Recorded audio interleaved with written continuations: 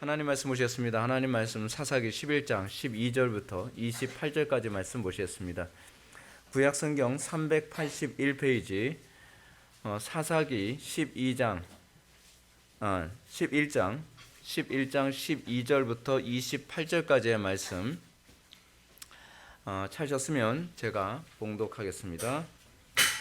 입다가 암몬 자손의 왕에게 사자들을 보내 이르되 내가 무슨 상관이 있기에 내 땅을 치러 내게 왔느냐 하니 암몬 자손의 왕이 입다의 사자들에게 대답하되 이스라엘이 애굽에서 올라올 때에 아르논에서부터 야복과 요단까지 내 땅을 점령했기 때문이니 이제 그것을 평화롭게 돌려달라 하니라. 입다가 암몬 자손의 왕에게 다시 사자들을 보내 그들에게 이르되 입다가 이같이 말하노라. 이스라엘이 모압 땅과 암몬 자손의 땅을 점령하지 아니하였느니라. 이스라엘이 애굽에서 올라올 때에 광야로 행하여 홍해에 이르고 가데스에 이르러서는 이스라엘이 사자들을 에돔 왕에게 보내어 이르기를 청하건대 나를 내 땅 가운데로 지나게 하라 하였으나 에돔 왕이 이를 듣지 아니하였고 또 그와 같이 사람을 모압 왕에게도 보냈으나 그도 허락지 아니하므로 이스라엘이 가데스에 머물렀더니 그 후에 광야를 지나 에돔 땅과 모압 땅을 돌아서 모압 땅의 해 뜨는 쪽으로 들어가 이르되 들어가 아르논 저쪽에 진쳤고 아르논은 모압의 경계이므로 모압 지역 안에는 들어가지 아니하였으며 이스라엘이 헤스본 왕 곧 아모리 족속의 왕 시온에게 사자들을 보내어 그들에게 이르되 청하건대 우리를 당신의 땅으로 지나 우리의 곳으로 이르게 하라 하였으나 시온이 이스라엘을 믿지 아니하여 그의 지역으로 지나지 못하게 할 뿐 아니라 그의 모든 백성을 모아 야하스에 진치고 이스라엘을 침으로 이스라엘 하나님 여호와께서 시혼과 그의 모든 백성을 이스라엘의 손에 넘겨주시매 이스라엘이 그들을 쳐서 그 땅 주민 아모리 족속의 온 땅을 점령하되 아르논에서부터 야복까지와 광야에서부터 요단까지 아모리 족속의 온 지역을 점령하였느니라. 이스라엘 하나님 여호와께서 이같이 아모리 족속을 자기 백성 이스라엘 앞에서 쫓아내셨거늘 내가 그 땅을 얻고자 하는 것이 옳으냐. 내 신 그모스가 내게 주어 차지하게 한 것을 내가 차지하지 아니하겠느냐. 우리 하나님 여호와께서 우리 앞에서 어떤 사람이든지 쫓아내시면 그것을 우리가 차지하리라. 이제 내가 모압 왕 십볼의 아들 발락보다 더 나은 것이 있느냐. 그가 이스라엘과 더불어 다툰 일이 있었느냐 싸운 일이 있었느냐. 이스라엘이 헤스본과 그 마을들과 아로엘과 그 마을들과 아르논 강가에는 모든 성읍에 거주한 지 300년이거늘 그동안에 너희가 어찌하여 도로 찾지 아니하였느냐. 내가 내게 죄를 짓지 아니할거늘 내가 나를 쳐서 내게 악을 행하고자 하는도다. 원하건대 심판하시는 여호와께서 오늘 이스라엘 자손과 암몬 자손 사이에 판결하시옵소서 하였으나 암몬 자손의 왕이 입다가 사람을 보내어 말하는 것을 듣지 아니하였더라. 아멘.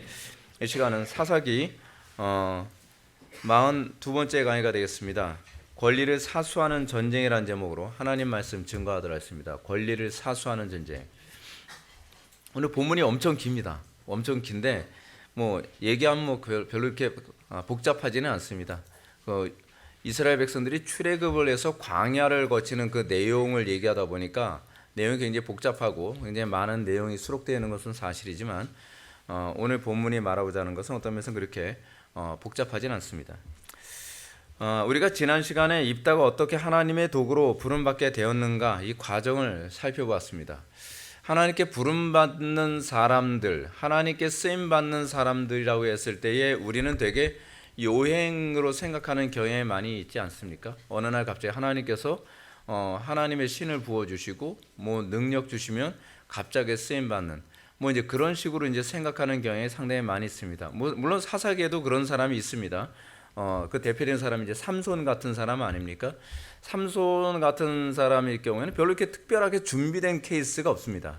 그냥 어느 날 태어나 가지고서요, 이렇게 하다 보니까 힘세게 살아간 것 같아요.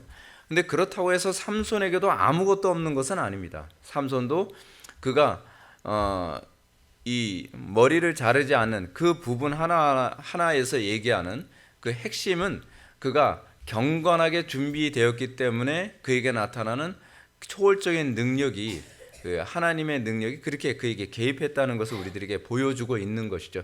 그래서 삼손조차도 아무것도 준비되지 않은 상태에서 맨 땅에 헤딩해가지고 하나님께 쓰임받은 사람이다라고 그렇게 해석하기는 어렵습니다.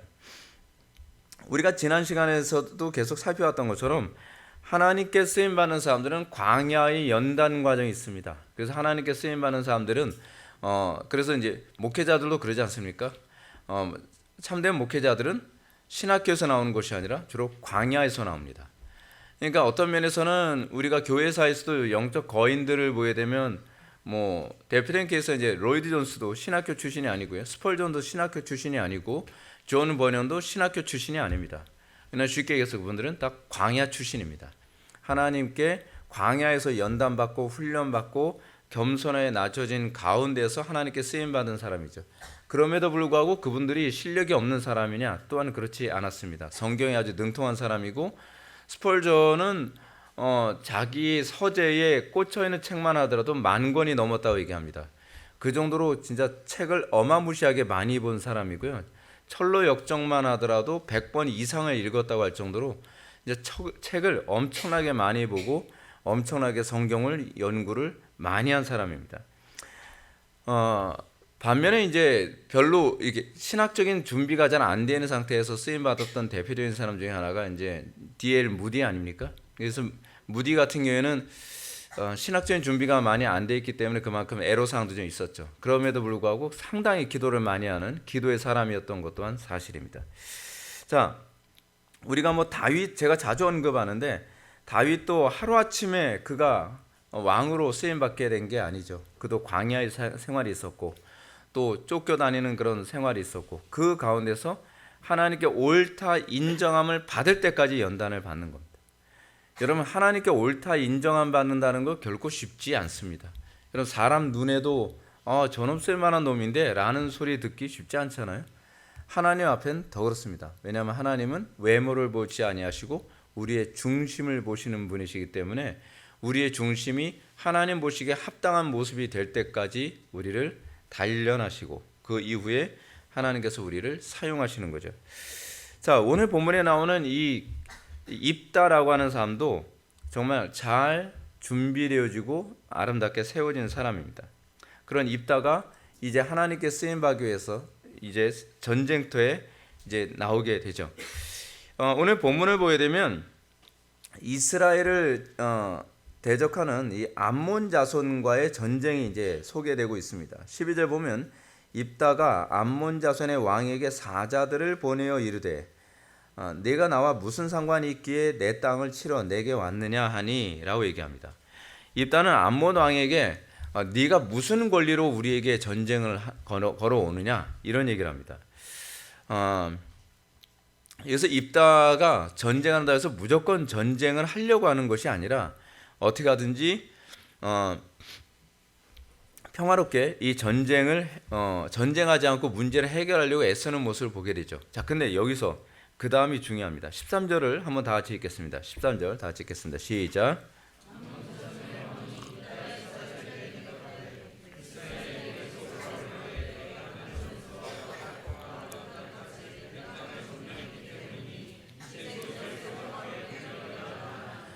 자, 전쟁을 하는 데 있어서 전쟁에는 항상 명분이 있어야만 합니다. 명분을 통해서 전쟁이 일어나게 되죠. 근데 여기서 지금 하나의 명분을 얘기하고 있습니다. 근데 이 명분을 얘기하는 이 부분이 오늘 굉장히 중요한 부분입니다. 암몬 자손의 왕이 입다의 사자들에게 말하되 대답하되 이스라엘이 애굽에서 올라올 때 아르논에서부터 야복강까지 내 땅을 점령했기 때문이다. 그래서 내 땅 돌려달라고, 내 땅 내가 되찾기 위해서 그런 것이다 라고 얘기합니다. 어떤 면에서는 이 전쟁은 대단히 옹색한 변명이죠. 원래는 목적이 뭡니까? 사실은 이스라엘 백성들을 완전히 진멸하려고 그러는 건 아니겠습니까? 우리가 지난 시간에도 살펴봤던 것처럼 조공 바치는 것만으로는 안 되겠고, 이제는 이 이스라엘을 완전히 점령해서 이제 씨를 말리자, 이제 뭐 그런 차원에서 이제 전쟁을 시작하는 거죠. 근데 여기서 지금 이 사람들이 하는 말이 뭐냐면 너희들이 아르논에서 야복강까지 야복과 요단까지는 본래 자신의 땅이었다. 그러니까 이스라엘 백성들이 현재 지금 살고 있는 그 땅이 뭐예요? 너희들 그 불법이다라고 얘기를 하고 있는 겁니다. 그러니까 지금 여기서 뭐를 논쟁으로 삼는 겁니까? 합법이냐 불법이냐에 관한 이런 문제 삼고 있는 겁니다. 소유권이 불분명하다는 겁니다. 그러니까 어떤 면에서는 이 전쟁은 소유권을 명확히 하기 위한 싸움이기도 합니다. 여러분, 저는 오늘도 이제 아까 이제 식사하면서도 이제 그런 얘기를 했는데, 여러분, 우리의 영적 전쟁이 항상 어디서 일어나는지 아십니까? 그 영적 전쟁이 일어나는 그 중요한 포인트가 있습니다. 그것이 뭐냐면 선이 불분명한 데에서 전쟁이 일어납니다. 선이 불분명한 데에서. 제가 이제 결혼 생활에 관해서도 여러분한테 말씀드리지만, 남편과 아내가 처음 결혼했을 때 그 부부 싸움을 하게 되는 중요한 그 포인트가 어디냐면 남편의 역할과 아내의 역할의 그 애매모호한 그 기점입니다. 그렇죠? 그 애매모호한 기점에서 아니 그 당신이 해야지 왜 나보고 해? 또는 아니 당신이 이분은 도와주면 안 돼? 라고 하는 이 애매모호한 기점이 이게 많으면 많을수록 다툼이 많아지게 됩니다. 그거는 가정에서뿐만 아니라 여러분 직장 생활하시면서 여러분 직장에서도 그런 거 많이 느끼죠. 직장 안에서도요. 이 직장의 각 부서마다 각 부서가 가지고 있는 그 포인트가 아주 선명하게 되면 별로 다툴 일이 없습니다. 여기까지는 이 부서가 맡으면 되는 거고 저 부서는 저 부서가 맡으면 되는 건데, 문제가 뭐냐면 애매모호한 그 영역이 있게 되어지면 서로가 일을 떠맡기려고 하면서 다툼이 나지 않습니까? 근데 우리가 신앙생활에서도 이제 그런 게 있습니다. 이게 죄인지 아닌지, 이게 신앙생활에서 내가 허용해도 되는 것인지 허용해도 안 되는 것인지, 이 문제에 관해서 교회가 강단에서 명확하게 이 선을 그어주지 않으면 성도들이 이 부분에서 상당한 딜레마를 겪게 됩니다. 그래서 제가 아까도 이제 식사하면서 우리 지체하고 이제 대화를 나누면서 이제 그런 얘기를 나눴습니다. 생각이 명료해지는 방식 중에 하나는 뭐냐면, 오늘 제가 낮예배 때 설교했던 것처럼 여러분들이 사용하는 언어가 명확해야만 합니다. 그러니까 우리가 언어 사용에 있어서 진짜 대충이 많지 않습니까? 이 대충이 이게 별것 아닌 것 같은데, 언어 사용이 불분명하다는 것은 그만큼 우리의 사고가 명쾌하지 못하다는 것을 의미할 수 있습니다. 제가 이제 우리 아이들 이제 양육하면서 있었던 에피소드가 있지 않습니까? 이제 한 번은 제가 이제 차를 몰고 가는데 우리 아들이 이제 아빠를 또 즐겁게 해주려고 이제 말을 하나 이제 거는 거예요. 아빠 재밌는 얘기 하나 해줄게요. 뭔데? 재밌는 얘기 한번 해봐. 그래서 제가 막 운전하고 가는데 뒤에서 얘기하는 거예요. 아빠, 어떤 사람이요 벼락을 7번 맞았는데 살았어요. 그래서 대단한데 엄청나다요. 그랬더니 진짜 엄청나죠. 그랬더니 아니 그 엄청난 게 그게 7번 부활했다는 얘기잖아. 얘가 어리둥절? 그래서 머리 위에 물음표 하나 서 있는 게 보이는 거예요. 그래서 뭔 소리야 아빠? 그래서 아니 7번 살았다며. 그래서 예, 7번 맞았는데 살았다며. 그래서 예, 그러면 살았다는 말은 죽었다는 말을 전제로 하는 표현이잖아. 그럼 7번 죽었다가 살아났네? 그럼 7번 부활했다는 얘기잖아. 그래서 그렇구나 그런 거예요. 예. 사실은 뭐라 그래야 되죠? 죽지 않았어요. 여러분, 이게 별거 아닌 것 같죠? 그냥 말장난처럼 여겨지죠? 그렇지 않습니다.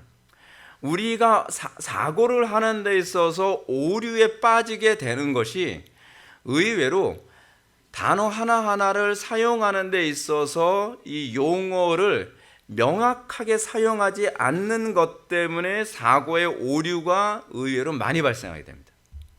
그래서 우리가 이 언어를 사용하는 데 있어서 정확하게 언어를 사용해야만 어떤 일에 대해서 판단하거나 해석하는 데 있어서 오류를 최소화할 수 있거든요. 근데 우리는 이제 그렇게 언어를 사용하는데 훈련되어 있지 않은 경우가 많다 보니까 자기도 모르는 가운데에 판단의 미스가 자꾸 발생하죠. 근데 이 부분과 관련해서 이제 제가 이제 그런 얘기를 했습니다. 아까 식사하면서요. 여러분, 우리나라 말하고요, 영어 문화권하고 언어의 차이 중에 하나 뭐냐면, 우리나라 말은요 형용사가 어마무시하게 많습니다. 그래서 외국 사람들이 우리나라 말이 너무 어렵다고 하는 것 중 하나는 뭐냐면 이 형용사를 언제 어떻게 써야 될지 잘 모르겠다는 거예요. 근데 형용사가 많다는 게 별로 안 좋은 겁니다. 형용사가 많다는 것은요, 명확하지 않다는 얘기예요. 요렇게도 볼 수 있고 저렇게도 볼 수 있다는 거죠. 예를 들어서 빨갛다라고 하게 되면, 그러니까 영어에서 그냥 레드 하면은 그냥 끝나는데, 붉다, 불구스름하다, 검붉다, 이 붉다는 말에 온갖 형용사가 너무 많으니까 그냥 각자가 알아서 생각하는 거예요. 알아서 생각하는 거죠.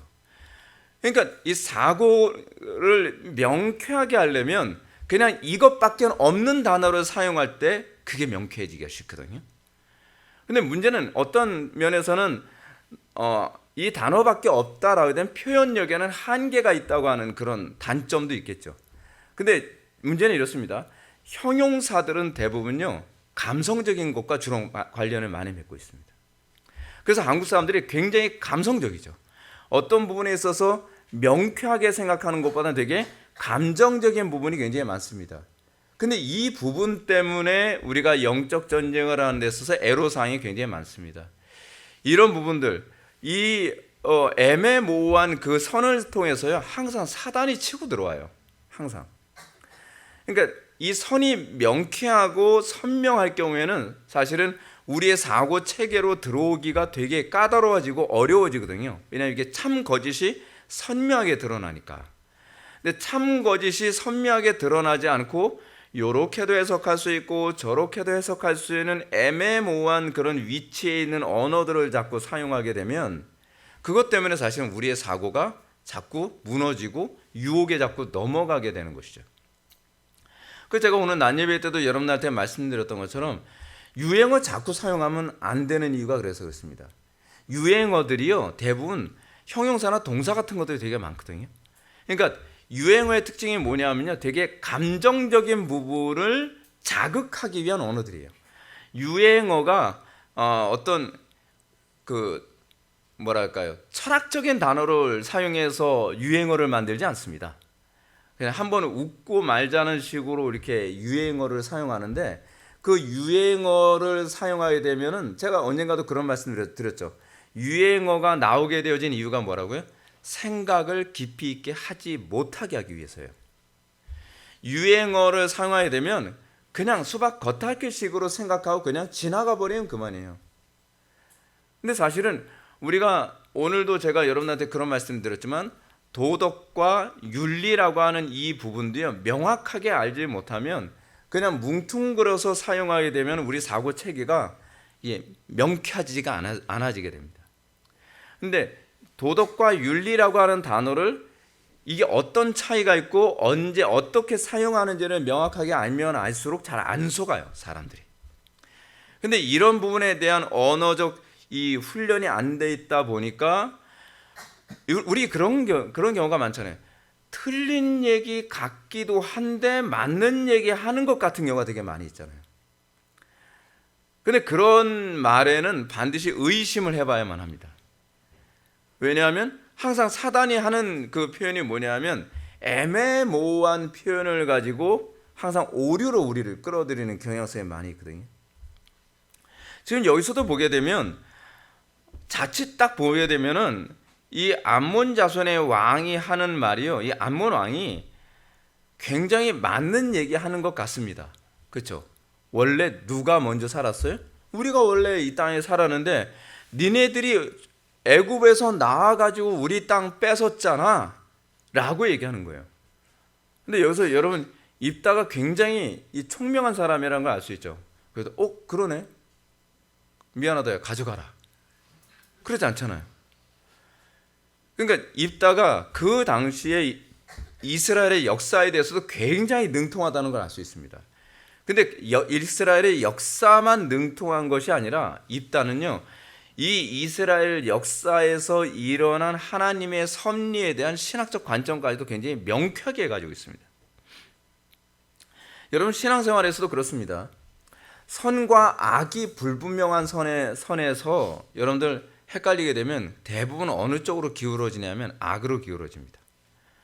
그리고 죄와 죄가 아님에 대해서 여러분들이 명확하게 기준을 잡지 않으면 대부분 죄로 기울어지게 됩니다. 그러니까 우리가 이 애매모호한 선이 우리의 삶 속에서 대부분 생기지 않도록 이 교리적인 정리가 명확하게 있는 것이 중요해요. 그래서 저는 강단의 설교가 그 역할을 하는데 굉장히 충실해야 된다고 생각을 합니다. 그래서 제가 지금 헤르만 바빙크의 기독교 세계관이라고 하는 책을 제가 읽고 있는데, 헤르만 바빙크가 하는 얘기가 그겁니다. 우리의 세계관은 종교적 영역에 머물러서는 안 되고 정치와 경제와 사회와 문화와 교육과 모든 영역에까지 하나의 일관성으로 이 부분을 바라볼 수 있어야 된다라고 얘기를 하거든요. 근데 지금 대한민국 전체에서 일어나고 있는, 한국교회 안에서 일어나고 있는 소위 혼란이라는 게 뭡니까? 혼란이라고 하는 부분이 정치라는 영역을 어떻게 성경적 관점에서 바라보아야 되는가를 교회에서 가르치지 않죠. 이 부분을 모호한 영역으로 방치해 놓은 겁니다. 모호한 영역으로 방치해 놓으면 그 영역은 항상 누가 차지하게 되어 있어요? 불법이 차지하게 되어 있어요. 어둠이 차지하게 되어 있단 말이에요. 그 부분을 하나의 일관성 있는 성경의 가르침으로 성도들로 하여금 혼란스럽지 않게 만들어야만 합니다. 창세기 1장이 뭐로 시작합니까? 1장 1절 빛이 있으라, 태초에 하나님이 천지를 창조하시니라 라고 하고 난 다음에 그 다음에 빛이 있으라 라고 하니까 혼돈 가운데에 모든 것이 질서로 자리를 잡죠. 하나님의 말씀은 빛입니다. 그리고 이 빛이 가져다주는 특징 중에 하나가 뭐냐면 혼돈의 영역을 제거하는 겁니다. 우리 신앙의 영역에 있어서 혼돈의 영역으로 허용해도 되는 영역은 없습니다. 자꾸 이런 얘기하지 않습니까? 왜 교회가 정치에 관해서 얘기하냐고요. 왜 얘기하죠? 혼돈의 영역이니까요. 혼돈의 영역이니까 당연히 하나님의 말씀으로 이 부분을 명확하게 정리를 해야만 성도들이 혼란스럽지 않은 거죠. 정치뿐만 아닙니다. 결혼 생활에 관한 문제, 자녀 양육에 관한 문제, 그리고 교육에 관한 문제, 여러분들 직장 생활에 관한 문제, 사회 곳곳에서 우리가 살아가는 모든 영역을 그냥 혼돈의 영역으로 방치시켜 놓는 것은 옳지 않습니다.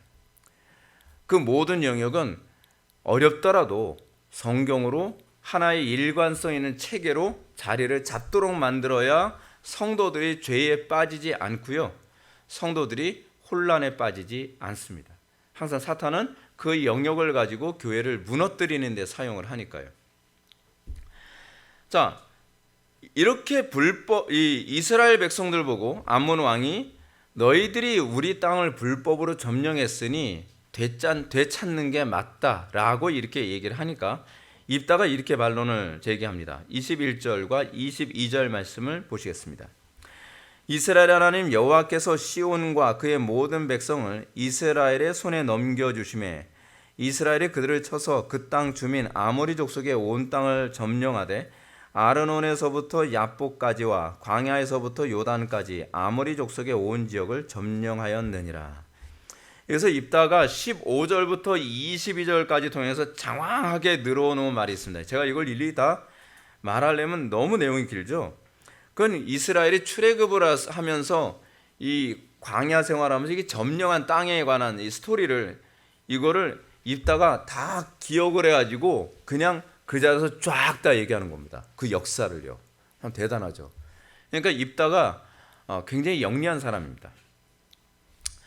근데 여기서 뭐라고 얘기하냐면 이 정황을 보게 되면 결코 길르앗 땅을 암몬의 땅으로 주장하는 것이 부당하다라고 하는 논리를 피고 있습니다. 굉장히 논리적으로 얘기를 해요.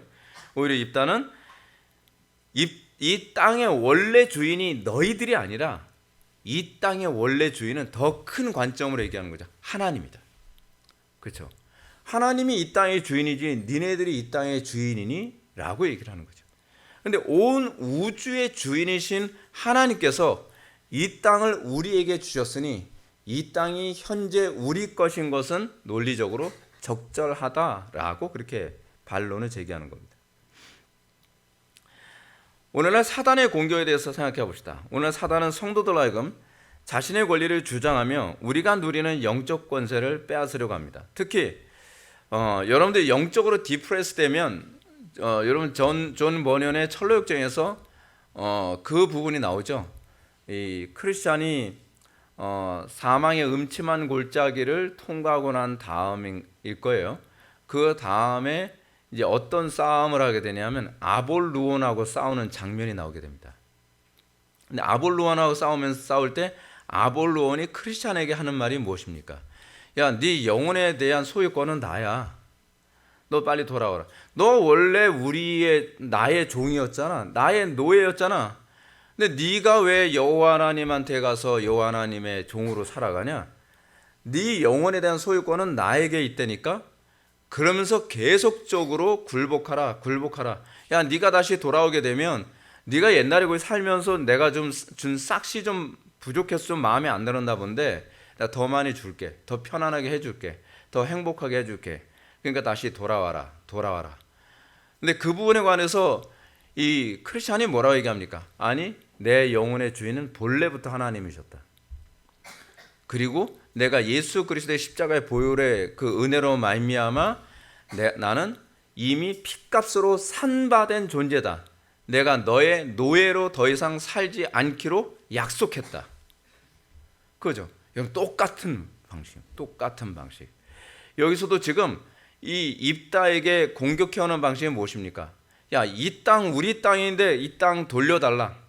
기업을 돌려달라고 자꾸 얘기하는 겁니다. 그래서 우리로 하여금 끊임없이 어떻게 해요? 다시 옛적 삶으로 살아가는 것이 옳다. 옛적 삶으로 살아가는 것이 정당하다라고 끊임없이 여러분들 인생 살아가면서 계속적으로 공격하죠. 오늘날 성도들에게 나타나는 가장 심각한 영적 현상이 이것 아닙니까? 성도들을 보면 불신자들처럼 죄와 사망의 왕으로 타며 사는 것이 마치 당연한 것처럼 우리 그렇게 생각되지 않습니까? 아니, 남들 다 저렇게 조금씩 약간씩 거짓말하고 좀 약간씩 간음도 하고 죄도 짓고 뭐 그렇게 적절하게 살아가는 게 그게 당연한 거지. 우리는 너무 고지식하게 사는 것 아니야? 이 세상 살면서 어떻게 거짓말을 안 하면서 살고 이 땅 살아가면서 어떻게 적당하게 좀 죄도 짓고 타협도 해가고 뭐 그럼 살아가는 거지. 뭐 나만 그런가? 여러분, 그게 끊임없이 그런 거예요. 그러니까 사탄은 우리한테 뭐라는, 야, 죄 지면서 사는 게 당연한 거야 라고 계속 얘기를 하는 거죠.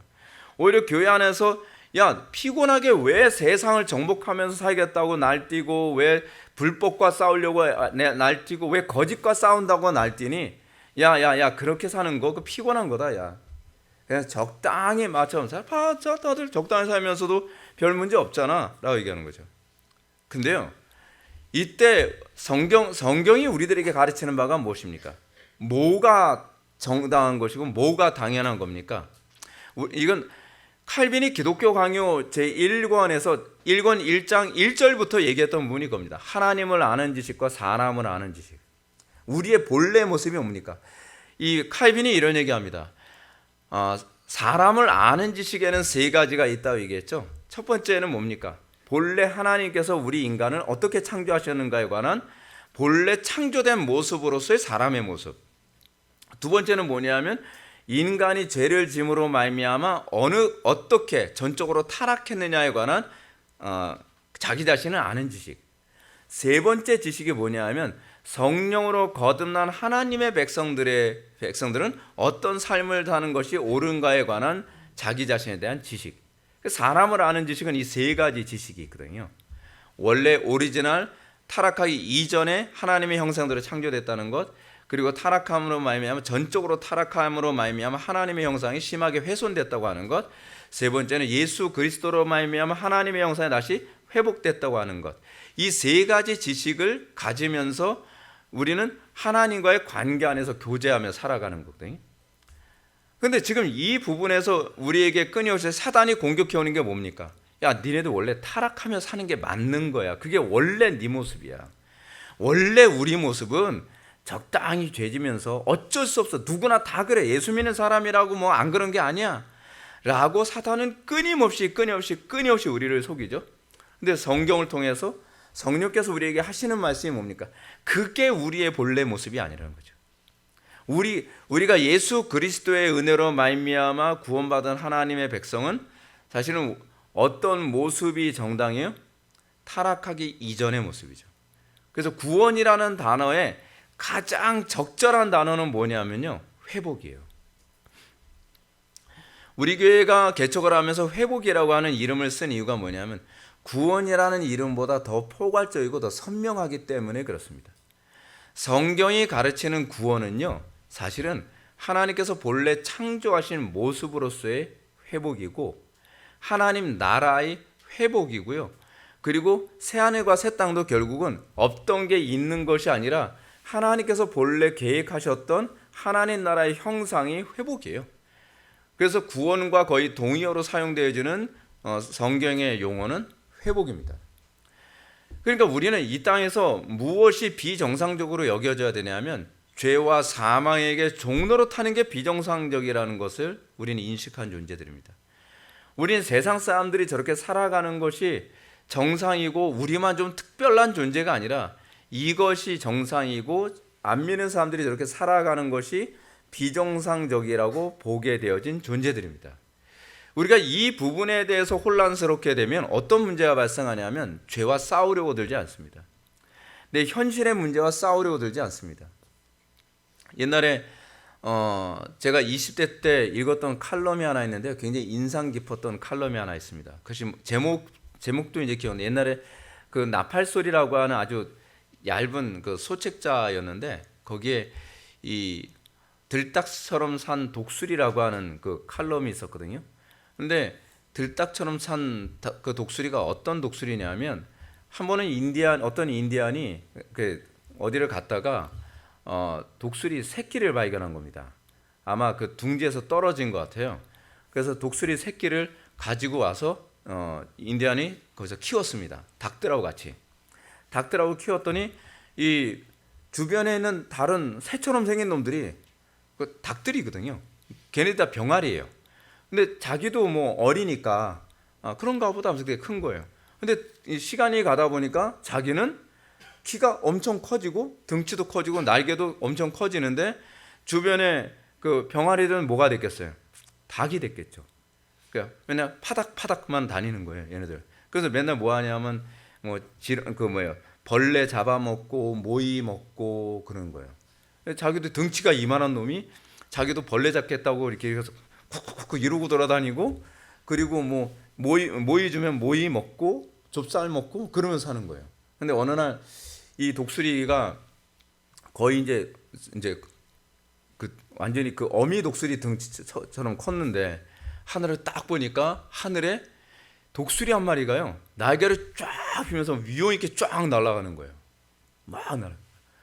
얘가 딱 쳐다보니까 좋겠다. 쟤는 독수리로 태어나서 저렇게 날 수 있고. 근데 옆에 있던 동료 닭, 형제라고, 이복 형제도 아니죠. 하여간 그 동료 닭 한 마리가 뭐라고 얘기하냐면, 야, 꿈도 꾸지 마. 너는 닭이야. 그러면서 끝나요. 우리가 그런 존재로 자꾸 생각하는 거 아닌가요? 우리가 예전에 예수 믿기 전에 죄와 사망의 종노릇하며 살았고, 우리가 예수 믿기 전에 우리는 안 믿는 사람들과 동일한 인생을 살았고, 우리는 안 믿는 사람들처럼 생각하면서 살았어요. 그러면서 우리가 어느 날 우리가 교리를 배우고 성경을 배워야 되는 필요성이 그거죠. 성경을 읽거나 교리를 배우거나 교회사를 읽게 됐을 때 우리는 그분들을 보면서 되게 놀랍지 않나요? 야, 어떻게 이렇게 살지? 어떻게 이렇게 살지? 그럴 때 옆에서 사단이 하는 말이 뭐겠어요? 야, 꿈도 꾸지 마. 넌 닭이야. 우린 닭이 아닙니다. 우리가 자꾸 우리의 정체성에 대해서 혼란을 갖게 만드는 것이 거짓된 가르침이거든요. 우리가 어렸을 때서부터 계속적으로 교회에서 들은 얘기가 뭐냐면, 야, 우리가 예수 믿고 천당 가기 위해서 우리가 구원받은 거지, 우리가 어떻게 예수님처럼 살아, 우리가 어떻게 저렇게 거룩하게 살아, 우리가 어떻게 오웬처럼 살고 어떻게 버년처럼 살고 우리가 어떻게 조나단 에드워즈처럼 살아. 우리는 닭이야, 닭. 이 닭대가리야. 근데 우리는 그런 줄 아는 거예요. 그렇지. 그 사람들은 아래서 태어났고 우리는 엄마 뱃속에서 태어났는데 우리가 어떻게 살겠어? 우리는 그렇게 살 수가 없어. 그런가요? 이거는 유전의 문제인가요? 태생의 문제인가요? 아니거든요. 믿음의 문제예요. 믿음의 문제. 근데 사단은 끊임없이 우리를 속이는 게 그겁니다. 야, 너희는 저렇게 청교도들처럼 저렇게 살 수 없어. 오웬처럼 살 수 없어. 조나단 에드워즈처럼 살 수 없어. 스펄전처럼 살 수 없어. 그 사람하고 우리하고는 완전히 달라. 근데 성경은 뭐라고 얘기하죠? 엘리야도 우리와 같은 성정을 가진 자로되. 다르지 않습니다. 똑같은 원죄를 가지고 태어났고 똑같은 죄성을 가지고 태어난 존재들입니다. 믿음의 위대함을 우리는 잊어서는 안 되는 거예요. 근데 우리 자신에 대해서 자꾸 비하하죠. 아, 난 안 될 거야. 나는 안 될 거야. 아, 여러분들 간혹가다 그런 경우가 있지 않나요? 아, 김 목사님은 아니, 제가 그러잖아요. 여러분들이 저보다도 훨씬 좋은 조건에서 태어났다. 유전인자로 따지면 여러분들이 훨씬 좋지 않습니까? 특히 제가 이제 교회 문 잠글 때마다 꼭 뭘 밟고 올라가서 문 잠글 때, 불편하다. 인생 사는 게 이렇게 불편할까? 유전인자 잘 받은 사람도 좋겠다. 그냥 잠글 수도 있고. 유전인자 얼마나 좋습니까, 여러분? 얼마나 좋아요. 그런데 왜 우리는 자꾸 그렇게 자기를 비하하면서 살아가냔 말이에요. 아니, 하나님께서 우리를 택하시고 하나님께서 우리에게 은혜를 주셨고 하나님께서 우리로 하여금 죄를 이길 수 있게 해주신다니까요. 그것은 우리가 이기는 것이 아니라 우리 안에 우리와 함께 하시는 그리스도가 이기시는 거라니까요. 근데 끊임없이 패배의식으로 우리를 무너뜨려 갑니다. 거기서 이미 영적 전쟁에서 길을 완전히 죽여버리는 거죠. 오늘날 우리의 영적 가치관에 패배의식을 심어주면서 하나님께서 우리에게 주어진 기업, 하나님 나라의 풍요를 우리는 점령할 수 없을 거라고 생각합니다. 그럼 마치 다시 반납해야 되는 것처럼. 제가 여러분들에게 자꾸 우려스럽게 생각하는 게 그거 아닙니까? 처음에 우리 교회 왔을 때 막 은혜가 너무 좋았는데 그 은혜가 막 식으면 다시 돌아갈 수 없는 거 아닌가? 그때는 가능했지만 지금은 안 되는 거 아닌가? 다시 세상에 다시 반납해야 되는 것 아닌가? 다시 마귀에게 반납해야 되는 것 아닌가? 여러분, 누가 좋아하겠습니까? 마귀가 좋아하는 거죠. 우리는 입다가 말한 것처럼 사탄의 거짓된 속임에 속지 말고 이미 하나님의 권능으로 영원한 기업의 주인공이 된 것이다. 이 기업의 주인공이 되게 하신 분은 하나님이시지 네가 아니다. 우리는 그렇게 선언할 수 있어야만 합니다. 여러분, 사탄은 거짓의 아비라고 했죠. 사탄은요, 끊임없이 거짓말합니다. 끊임없이 우리를 속입니다. 끊임없이 우리가 보고 느끼는 것에 관해서 혼란스럽게 만듭니다. 제가 언어 사용에 있어 굉장히 신중해야 된다고 말씀드리는 것 중 하나 뭐냐면, 언어가 얼마나 무섭냐면요, 언어를 통해서 우리 자신을 진단하는 방식도 혼란스럽게 만듭니다. 여러분 보십시오. 간혹가다 여러분들 이런 경우가 있죠. 내 감정이 해석이 잘 안 되는 경우가 굉장히 많이 있어요. 그렇죠? 여러분들 감정이 다 해석이 됩니까? 근데 여러분들 우리의 감정을 어떤 단어로 누군가가 규정을 하잖아요. 그러면 실제로 내 감정이 그런 감정일 거라고 착각을 하게 만들어요. 그 대표적인 케이스가 뭔지 아세요? 동성애예요. 예를 들어서 특히 이제 여자들끼리는 그런 게 굉장히 강하잖아요. 서로 친해요. 우정이거든요. 사춘기 때 남자들끼리도 우정이에요. 근데 우정을 뭐라고 속이죠? 사랑이라고 속이는 거예요. 그거를 남녀 간의 애정이라는 방식으로 용어를 틀어버려요. 그리고 나면 아이들한테 어떤 현상이 나타나냐면 이게 혼란스러운 거예요. 그래서 소위 우리 카도시 아카데미 같은 우리 사역에서 하는 것 중 하나 뭐냐면 그 감정을 올바로 해석하게 해주는 거죠. 뭐로요? 단어로, 용어로. 근데 우리에게 그런 식의 어떤 사고에 혼란을 주는 것들이 엄청나게 많다는 거 여러분 알고 계십니까? 굉장히 많아요. 그래서 여러분들이 그런 부분 하나하나를 잘 해석을 해야만 합니다. 그리고 내가 느끼는 이 감정, 내가 느끼는 이 생각, 이런 것들을 성경으로 정리를 하고 규정하는 법을 배워야만 합니다. 왜냐하면 사탄은 그렇게 거짓말로 들어오거든요. 그렇게 거짓말로 들어와요. 때로는 여러분 그런 거 있잖아요. 부모와의 관계나 친구들과의 관계 안에서 이 미움이라는 것처럼 여겨지는데 그거 사실은 그게 사랑인 경우도 많이 있거든요.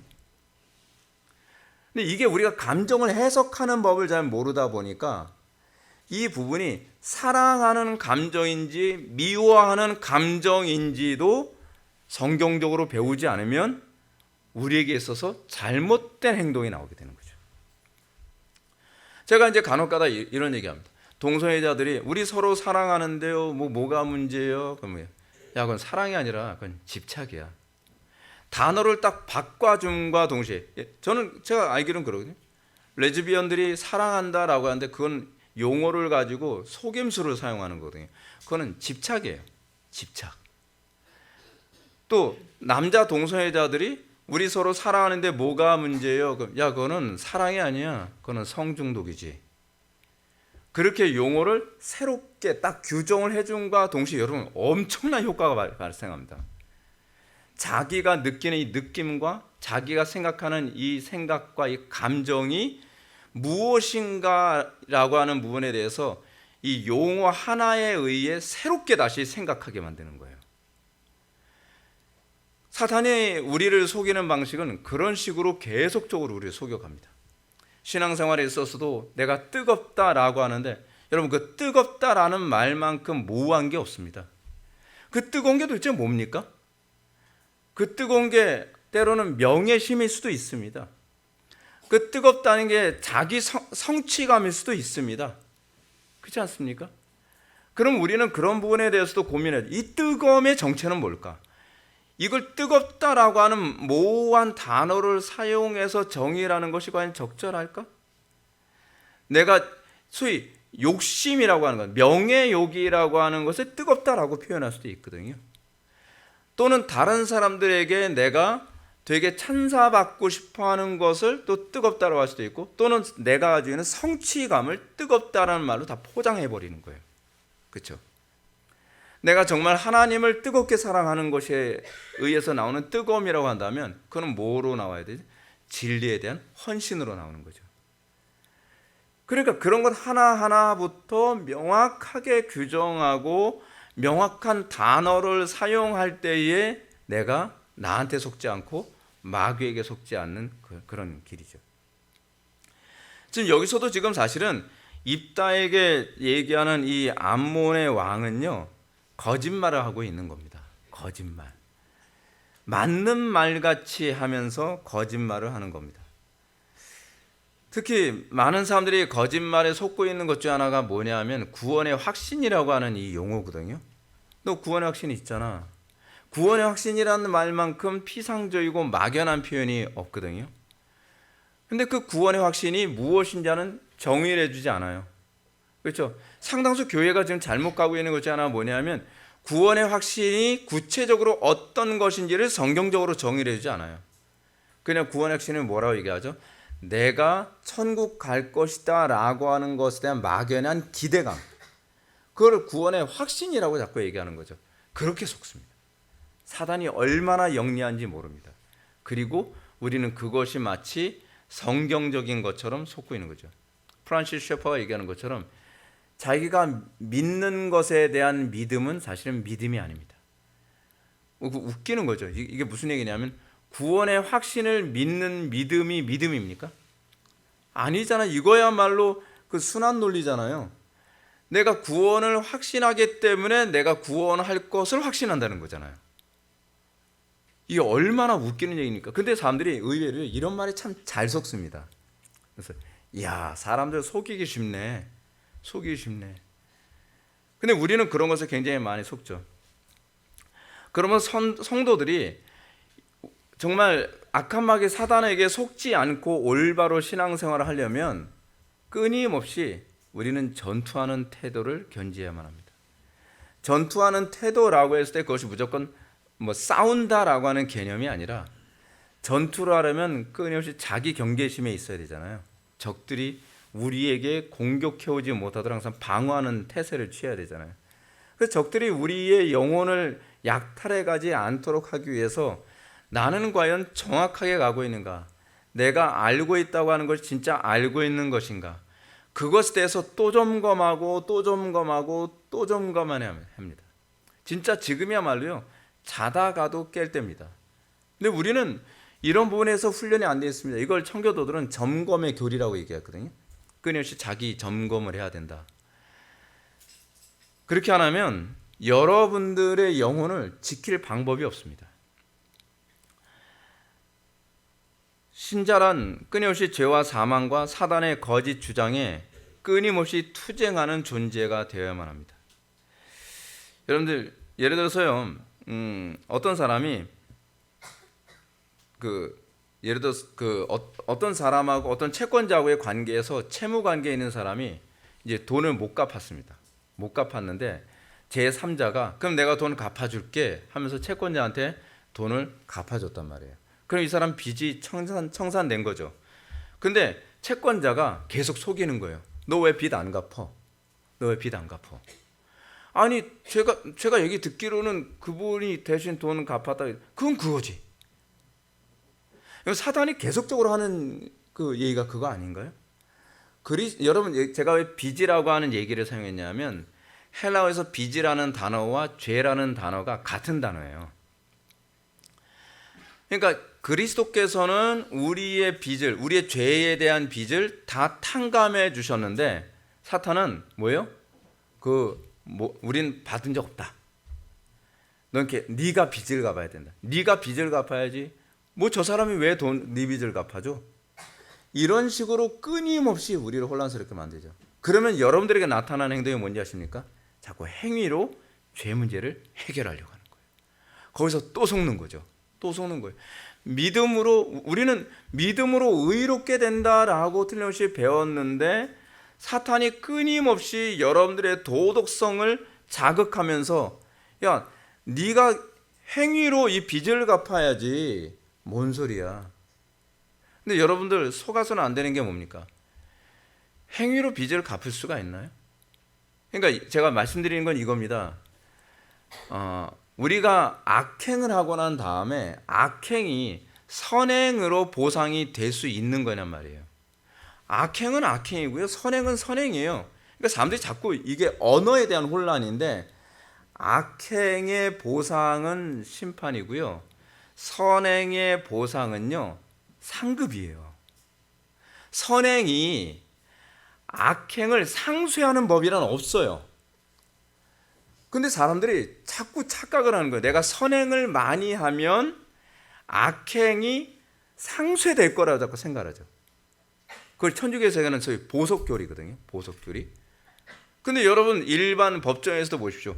아무리 그러니까 예를 들어서 살인범이 선행을 많이 했다고 해서 선행 많이 했으니까 저 죄를 탕감해 주자, 그렇게 되나요?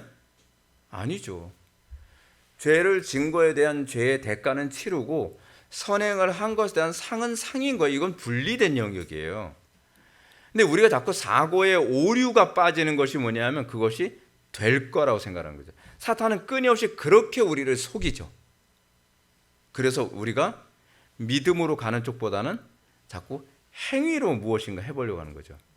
근데 행위로 하려고 할수록 더 디프레스에 빠지죠. 그죠? 왜요? 행위로 선해질 수가 있어요? 더 무너져요. 더 무너져. 사단의 올매에 딱 걸리는 거죠. 행위에 또 무너지면 그거로 또 프레스를 가하는 거죠. 또 죄책감을 심어주는 거죠. 그러면 더 행위로 내 죄를 탕감해 보려고 애를 쓰면서 더 죄책감에 더 빠지죠. 더 빠지죠. 그러면서 미로에서 빠져나오지 못하게 만드는 것이 사단의 거짓입니다. 그리스도께서 우리의 모든 죄를 다 탕감해 주셨다는 것을 믿고 이제는 우리가 율법을 행하는 것이 내 죄 문제를 해결하기 위해서 율법을 행하는 것이 아니라 내가 그 은혜에 감사하는 보답으로 율법을 행할 때에 진리를 알지니 진리가 너희를 자유롭게 하리라 라고 하는 말씀이 비로소 이해가 되는 거죠. 자, 말로 안 되면 전쟁해야죠. 27절 보면 내가 네게 죄를 짓지 아니하였거늘 네가 나를 쳐서 내게 악을 행하고자 하는도다. 원하건대 심판하시는 여호와께서 오늘 이스라엘 자손과 암몬 자손 사이에 판결하시옵소서 하였으나. 입다의 전투는 마치 과거의 채권자가 이미 해결된 빚을 가지고 채권자를 괴롭히려는 그런 상태에 관해서, 자, 니네들이 말로 안 된다고 한다면 그러면 우리가 제대로 싸워보자. 근데 어떻게 싸워요? 그냥 채무자가 채권자하고 그냥 싸우는 것이 아니라 빚을 탕감해준 그분 불러다가 싸우는 거예요. 딱 그런 싸움이죠. 그래서 여호와 하나님께 호소하니까 여호와 하나님께서 앞서 나가 싸우시는 거죠. 우리가 자꾸 착각하는 게 이겁니다. 내가 믿음으로 구원받았으니까 이제는 하나님 이제 약간 비켜서 보세요. 제가 좀 실력 좀 발휘해 볼게요. 그래서 채권자 된 마귀하고 한번 대판 싸워보겠다고 그런 거예요. 착각하지 마세요. 이 싸움은, 여러분들이 싸움은 지는 싸움입니다. 그렇잖아요. 이 싸움엔 누가 개입을 하셔야지 퍼펙트하게 이길 수 있습니까? 그 빚을 청산해 주신 분이 채권자라고 박박 우기는 그놈하고 딱 대면을 해야 이기는 싸움이거든요. 근데 우리가 자꾸 착각을 합니다. 믿음으로 영적 전쟁을 한다는 것이 무엇인지 잘 이해를 못해요. 그래서 여러분, 우리가 싸우는 싸움은요, 우리의 싸움이 아니라 하나님의 싸움이거든요. 그게 여호와의 전쟁 개념이잖아요. 하나님의 싸움의 개념이 뭐냐면 그리스도와 연합하여 그리스도께서 우리의 앞서 나가 대장 되시고 그분이 싸워서 이겨주신 것을 통해 우리가 하나님께 감사와 찬송을 올려드리는 싸움입니다. 그러니까 영적 전쟁의 본질을 잘못 이해하게 되면 내 용기로 싸우는 거라고 자꾸 생각합니다. 내 지식과 내 지혜와 내 수단과 내 방법으로 싸워 이기는 거라고 자꾸 착각을 하니까 자꾸 무슨 얘기하는 거예요? 안 되던데요, 목사님. 자꾸 울상님 안 되던데. 당연히 안 되죠. 당신이 힘으로 무슨 재간에 이겨요? 뭐 어쩌라는 거예요? 어쩌긴 뭘 어째. 믿음으로 싸우는 거예요. 믿음이 뭔지를 모르겠어요 이제는.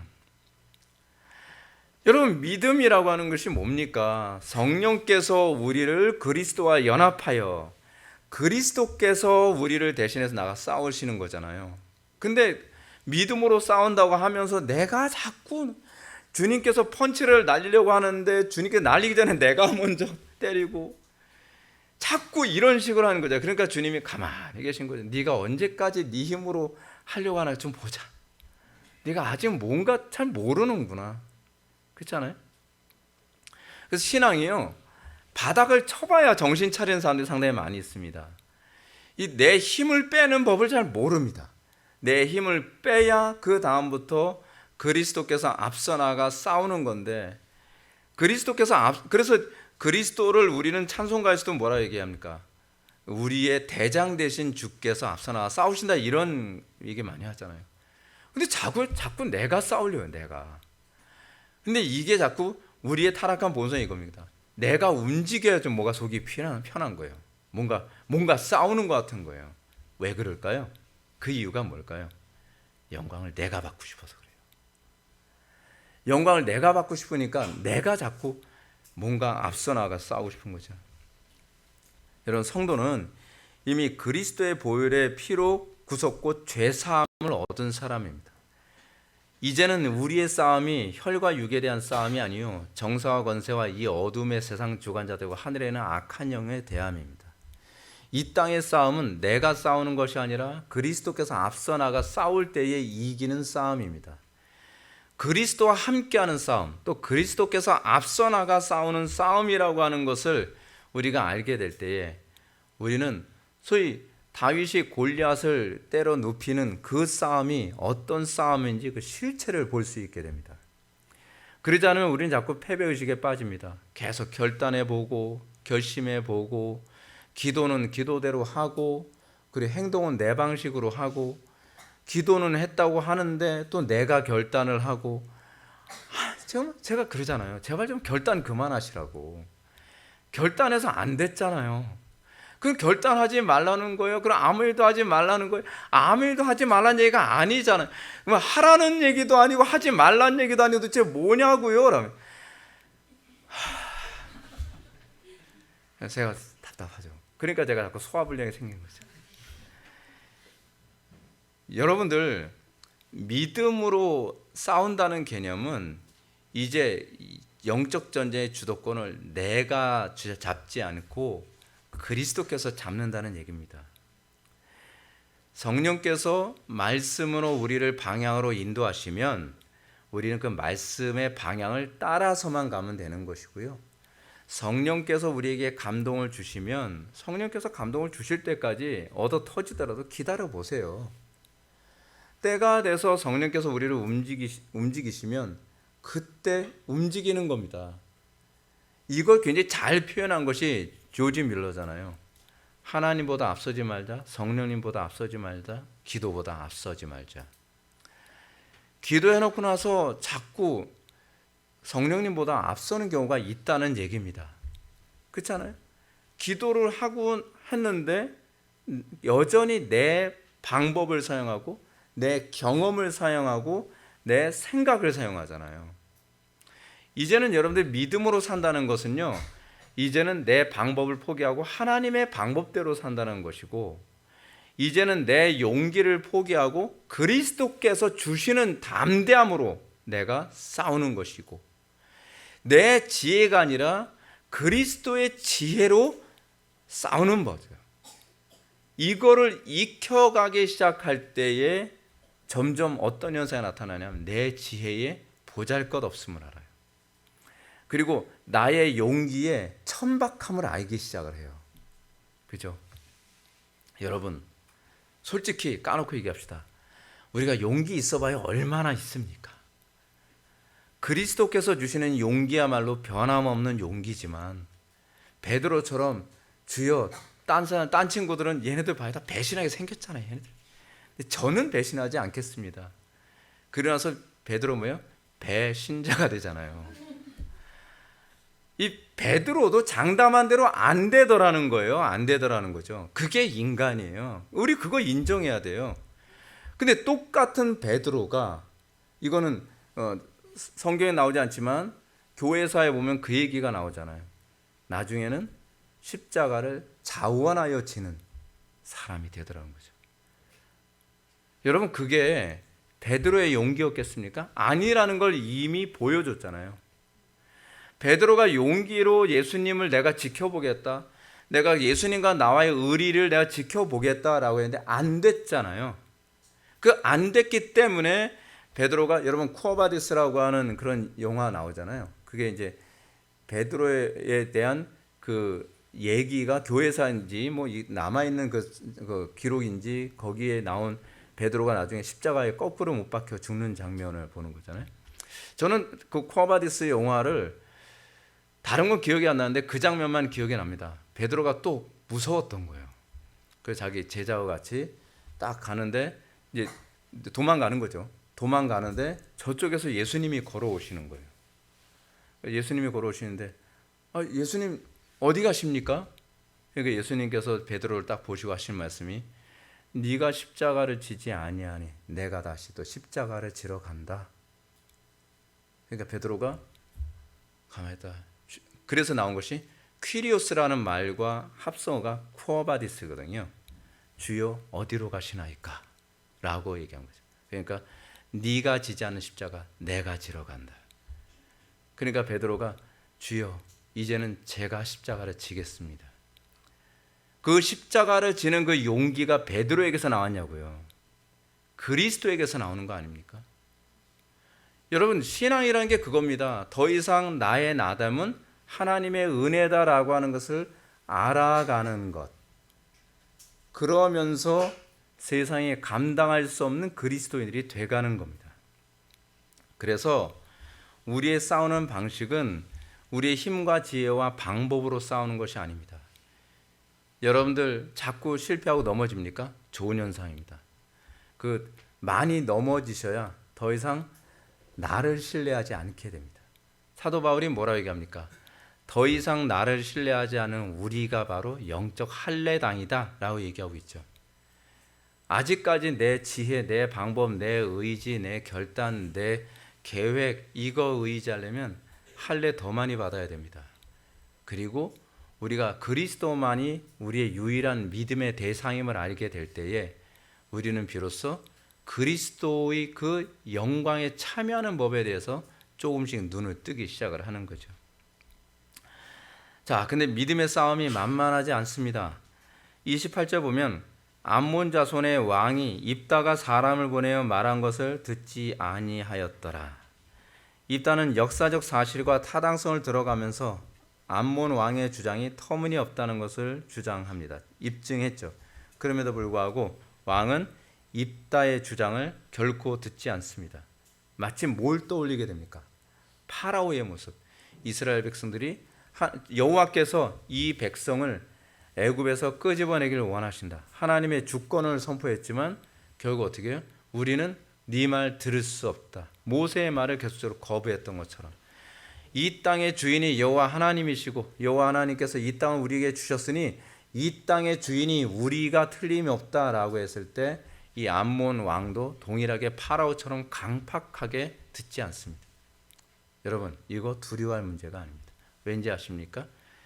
여호와의 전쟁은요, 이렇게 해서 적들을 진멸하는 전쟁입니다.